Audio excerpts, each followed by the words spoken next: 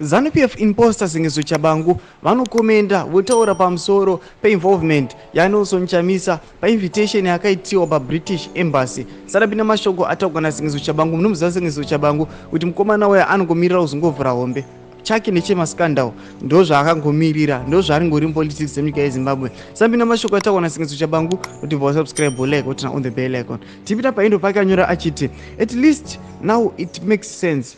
Politics must always follow behind socialism, patriotism, and nationalism.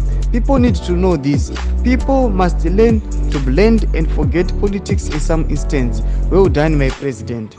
Saka sezvamakaona and I'm sure mapictures makamaona ende muri kumaona video rinono vatoona Nelson Chamisa achiinvolvewa achisangana nevakomana vakurukuru veZANU-PF vaita sana Chris Mutsvangwa. Satoona kuti Sengezo Tshabangu anoya kumcongratulata kuti well done Nelson Chamisa noda kwokuti wakutanga the transition yekujoinana neZANU-PF. Amene chipotudze mavhunguro enyu vari kudii pamusoro pemashoko aya aSengezo Tshabangu achifara achiti aiwa Nelson Chamisa must join hand in hand nevanhu veZANU-PF. Initiative iripo here, initiative iri right. Munoziva involvement aiwa yaNelson Chamisa nevanhu veruling party ava. Chipotudze mavhunguro enyu vari kudii pamusoro pechitiko ichi nokomenda kwaSengezo Tshabangu pena comment section medu mutudze mavhunguro enyu. Aiwa musangano subscribe kulike chino turn on the bell icon.